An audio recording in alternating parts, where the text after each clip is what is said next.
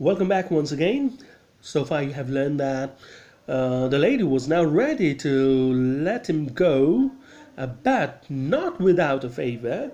And she said, "Well, you'll have to open the safe for me. I had to attend a party tonight, and there I'll have to wear the jewelries. And the problem there that I forgot the pin." He said, "Well, just leave it to me, and you'll have them within an hour, but I'll have to break your safe."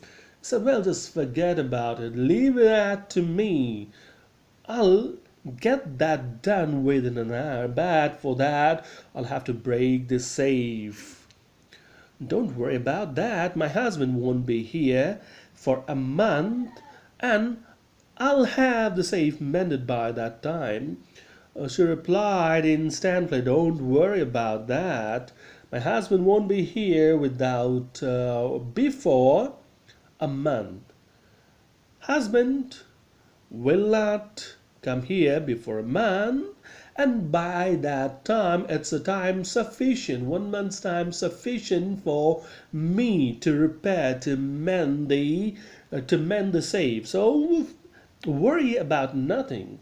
Forget about all the issues. You just focus on opening the safe, breaking the safe." So Horace got the go ahead approval of the lady to break the safe.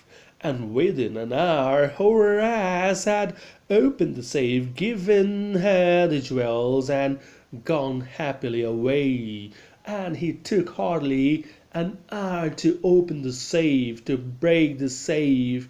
And as he broke the safe, he took the jewelry out of it and handed them over to the lady, to this lady, and gone happily away. And then he moved away happily. He was contented, he was satisfied that he was not handed over to the police, or that he escaped a, a, a very difficult, very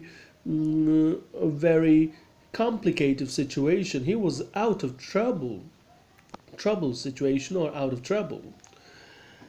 For 2 days he kept his promise to the kind young lady. For 2 days, as he promised that he would never repeat the same, he would never do any kind of robbery in his life ever. So he kept his promise. He was nice with his promise for 2 days, but on the third day, what happened? Let's see. On the morning of the third day, however, he thought of the books he wanted, and he knew he would have to look for another safe. But on the third day, the thought of the books that were going to come up for sale in the autumn started to haunt him. And there was only one way to get those books, and that was to break a safe again, to look for another safe, and to do a robbery. That was the only way for him.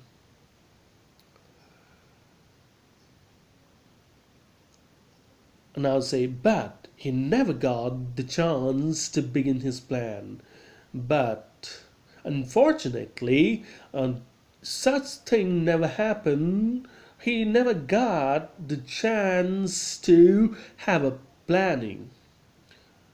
Why? Because by noon, a policeman had arrested him for the jewel robbery at sort of a Grange, because by noon, a policeman had arrived. A policeman had come to his place, his house, and arrested him on charges of robbery at Shotover Grange. Now the question is, how was he caught for the first time in his life? Let's get the answer of this question.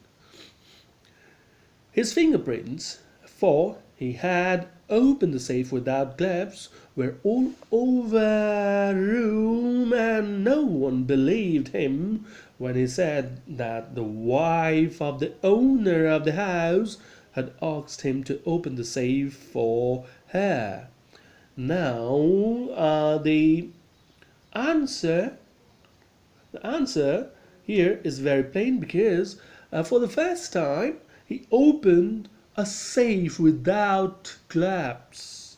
And since he opened it without glass, so he left fingerprints on the safe and all over the place, not only on the safe but all over the place, and and and through this clue, by this clue only, the police reached his place and nabbed him. Now, when he said that, well, that was not a robbery, that was not a robbery. I broke the safe on the request of the lady, on the request of the mistress of the house. Otherwise, he was not so careless as to break the safe without glass. He was always so careful about it not to leave any fingerprints anywhere, but this time, as he thought that, well, the mistress herself was there, so there was no worry about anything, and there was no need to wear gloves, and that's why he didn't bother about gloves.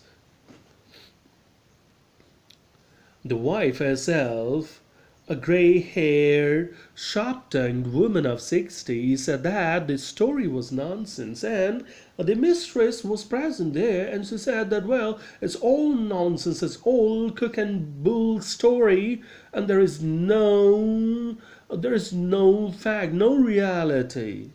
There is no truth in this story. And this lady, how's the lady here? She was young, the one he met earlier while he was doing that act of robbery. The lady was young there, and here this lady is old. She is here 60 years of age, gray haired, hair is gray, and she is sharp tongued. She is quite talkative, quite logical about her approach, and this lady here is quite different. She was kind in approach, and she is quite aggressive, we can say. Said that the story is all nonsense.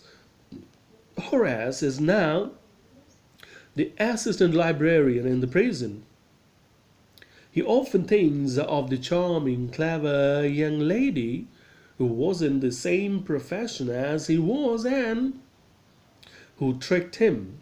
Now, Horace can be found in the prison library, sitting in the prison library in his chair, because he was the assistant librarian here, and the prison officer deputed him there. The prison officer assigned him that task, keeping in mind the interest of that fellow, since he loved reading books, and that's why he was deputed there. He was assigned that task. But sitting here, he often thinks of that clever, that lady